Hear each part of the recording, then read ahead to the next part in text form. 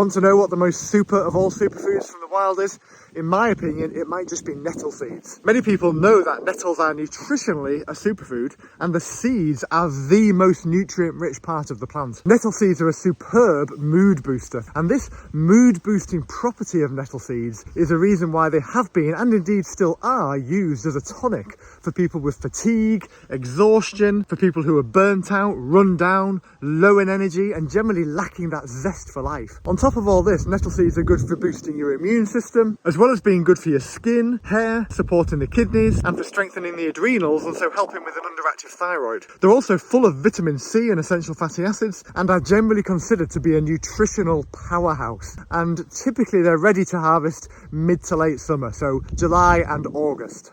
Bear in mind that there is such a thing as male and female nettles, and of course it's the females that bear the seeds, and so the first step in harvesting nettle seeds is to find and identify female nettles. This is a good example of a male nettle. You can tell it's a male nettle because its flowers are a bit more at a 90-degree angle to the stem. They stick out a bit more. Whereas you can see with this female nettle, how the flowers, or seeds as they are now, are much fuller. There's loads more of them and they tend to droop a lot more. And at this stage, they're nice and green, although they do go darker with age. Once you find some female nettles, you're ready to start the harvest. Personally, I snip off the whole top of the plant, obviously just going low enough so you get all the seeds. I then put these nettle seeds with the seeds attached into a paper bag or basket, and then just take them home. Once home, I leave them outside initially just so most of the bugs can escape, because just as a heads up, you do get a lot of bugs on the nettles hiding within the leaves and the nettle seeds. And then with my gloves on, I remove everything, the leaves and the seeds, from the stem, a bit like this.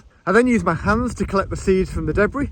You can still wear gloves for this part, but it does make it a little harder, so I just accept a few stings. I then put all the nettle seed heads I've collected into my dehydrator and dry on the lowest setting possible for at least 15 hours to make sure that they're dry enough. Once they're dried, I take them out of the dehydrator and I put small batches in a sieve with a container to catch them underneath.